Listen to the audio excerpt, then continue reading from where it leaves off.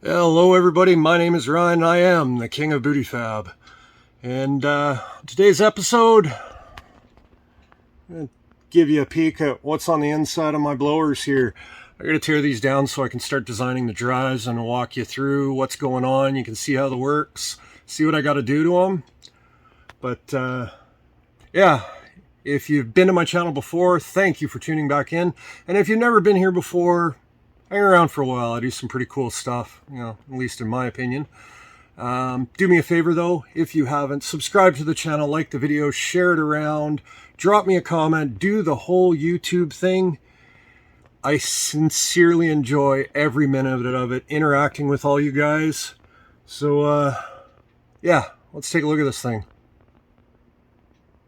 Back cover off, just 6 bolts, exposes all of this. With the front cover off, expose the front end, which is actually in better shape than I thought it was going to be, so that's a pleasant surprise.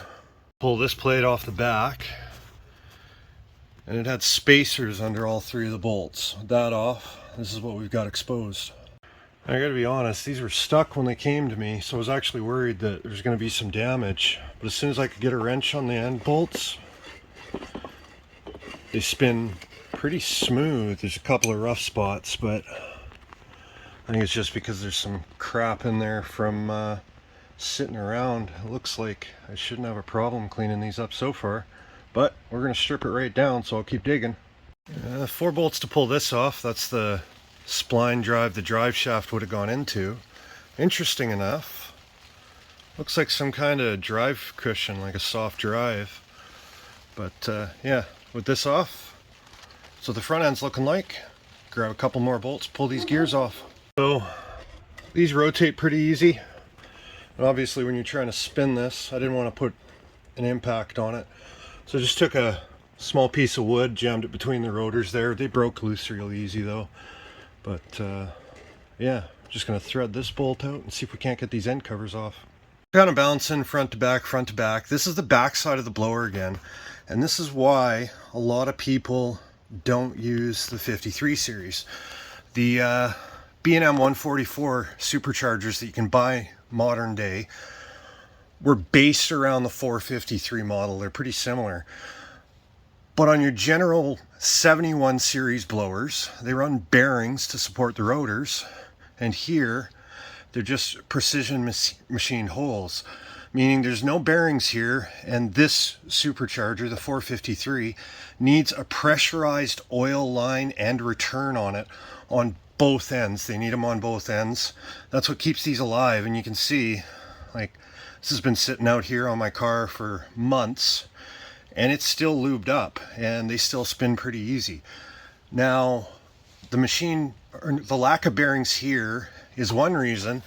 The other reason that a lot of people don't use them is because modern bearings have helical rotors. They spiral. These are straight cut rotors. They're far less efficient. They're also quite a bit noisier.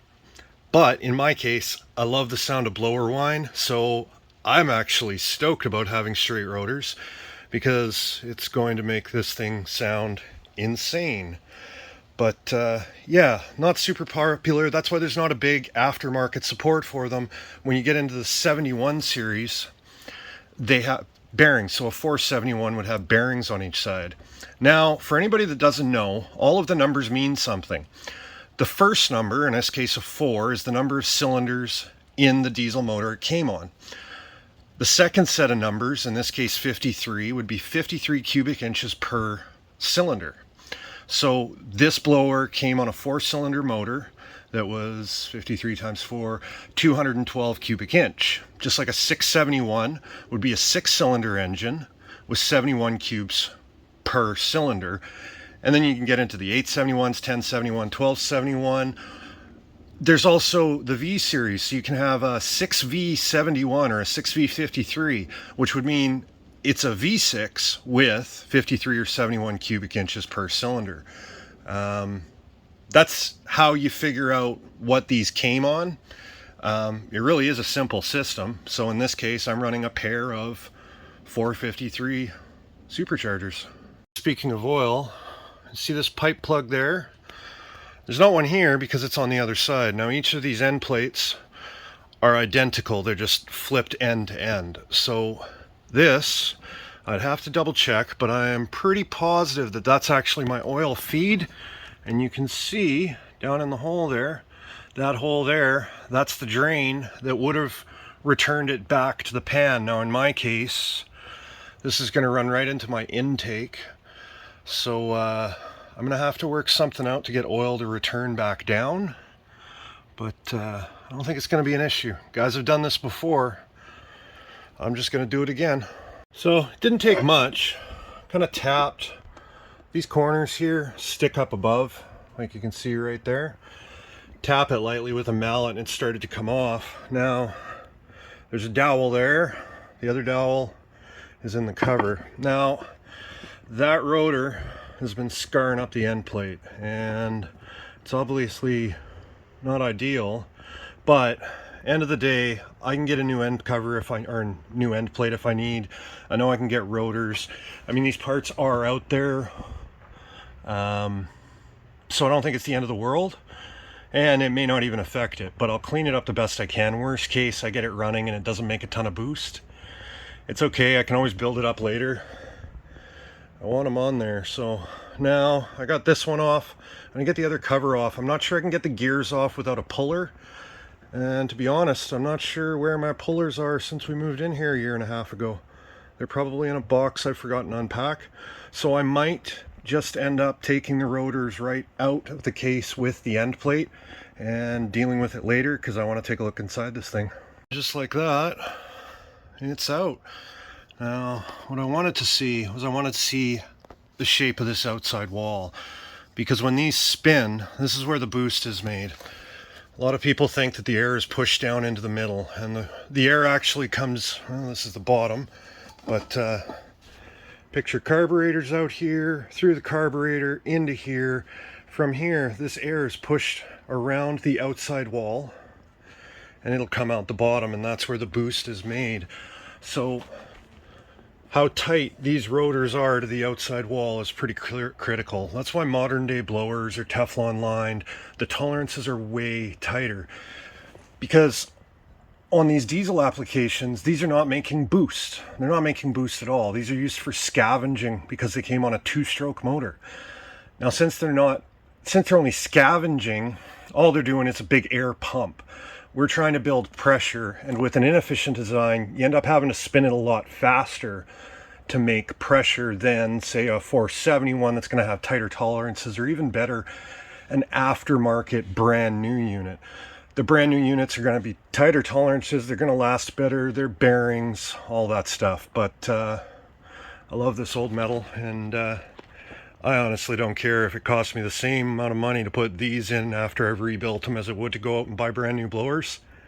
These are cooler. Now, while we're looking at this, one of the things you've got to do when you're converting these to put on a gas motor is, because you're going to be building boost, if you've ever read, they say pin the rotors. What they're talking about is actually taking drill bit, drilling through the rotor into the support shaft, and putting driving a pin into there.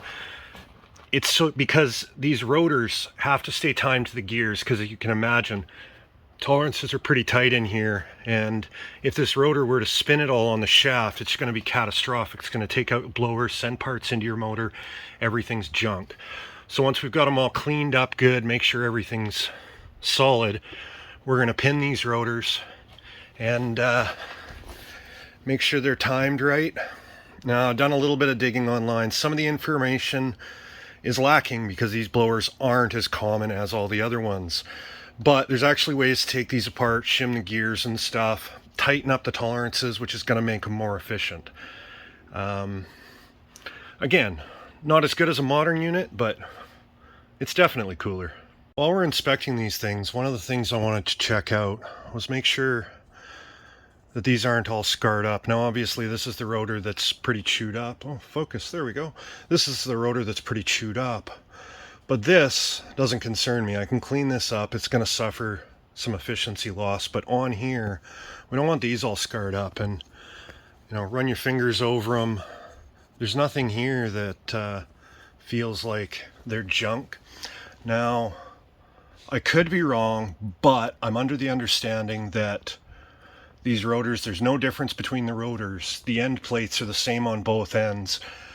I've had a few people say that there's a way to actually flip the gears, and I got to do a little more digging, because aesthetically on my setup, I'd love it if both of the pulleys were either on the outside or both of them at the top aesthetically. I've seen people say you can do it, and I've seen people say that you can't, but I gotta do a little bit of math and figuring. All the end covers are the same.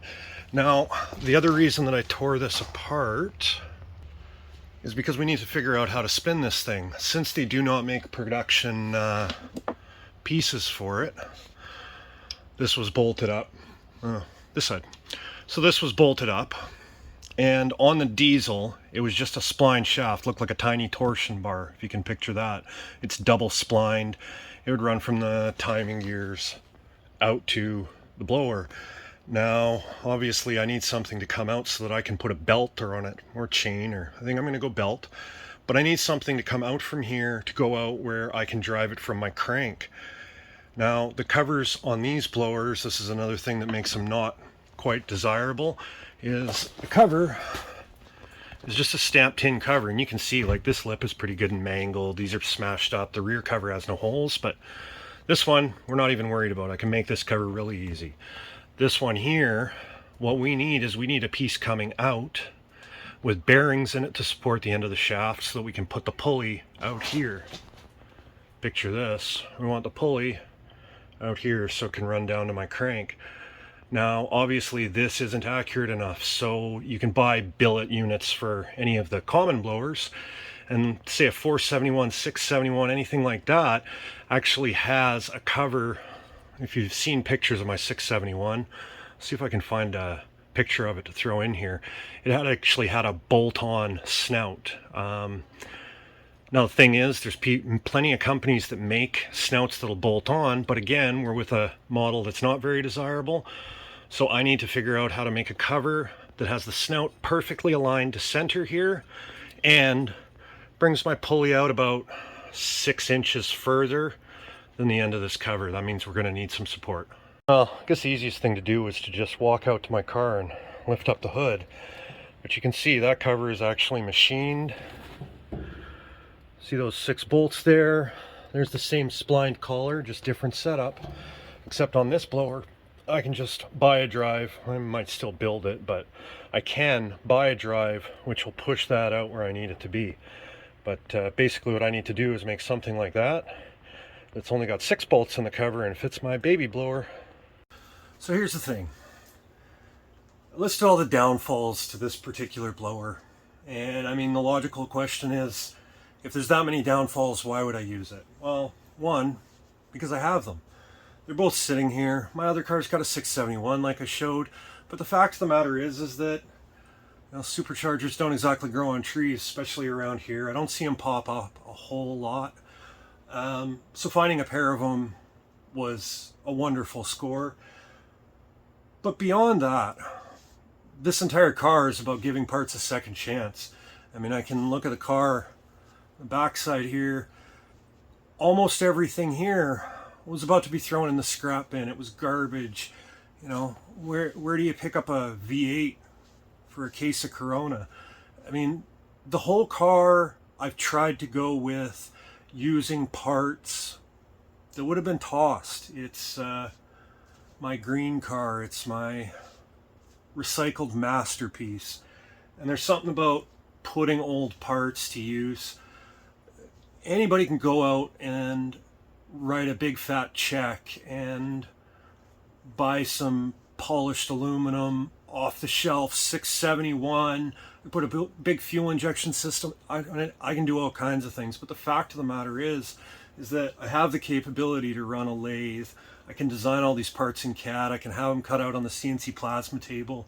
I know how to build housings to put the bearings in. I can figure out the shafts, the pulleys, all of it.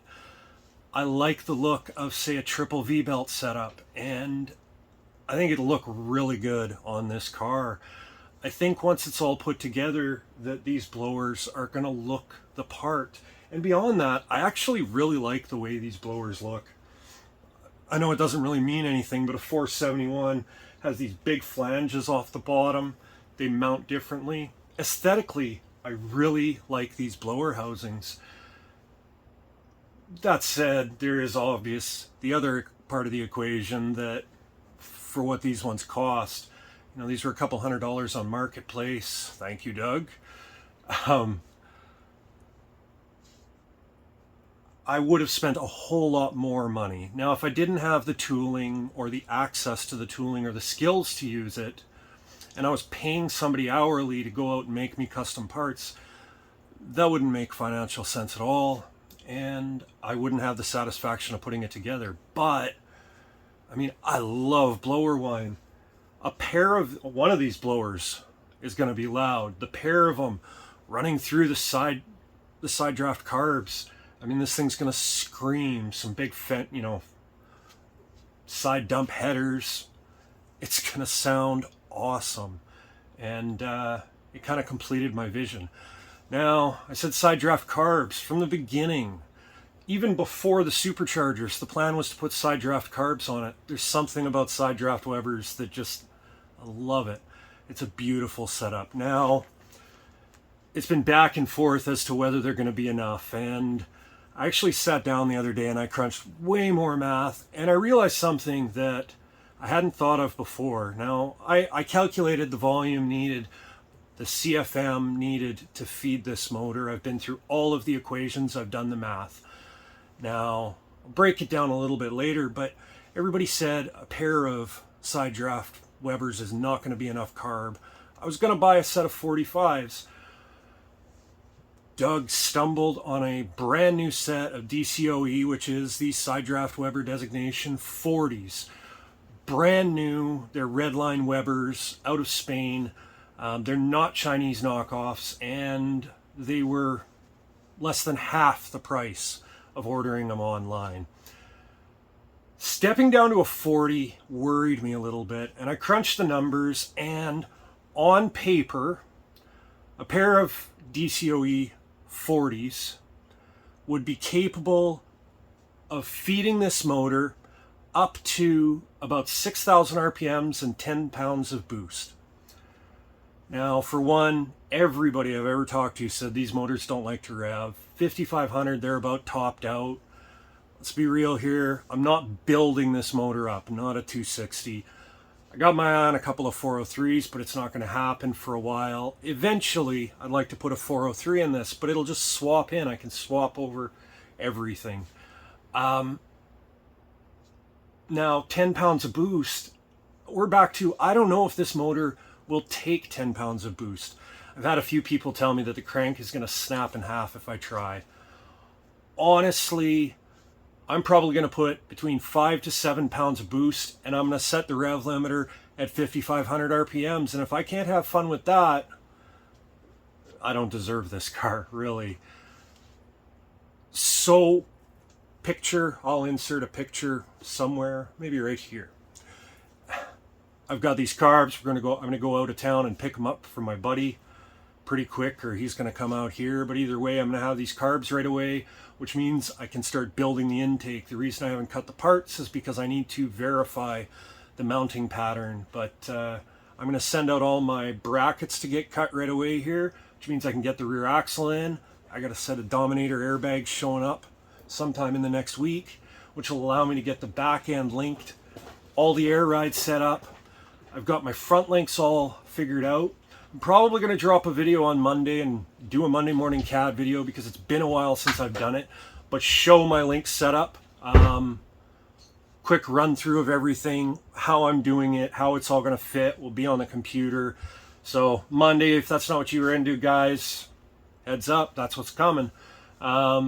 But I'm going to get all those brackets cut so that I can get that in. As soon as the back end's done, I'm going to pull the bags out, I'll put blocks in there, and I'm going to move the bags up to the front so that I can cycle the front end, because it's going to be a little more complicated.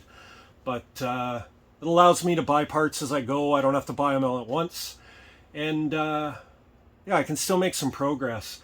I had a bit of a down period here. My back's been good and then not so good.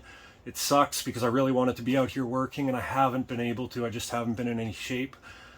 I'm back out into the garage again. the garage. And I'm actually looking at a commercial space in town here, which we'll see how things work, but I may end up open up shop again. We'll see what happens.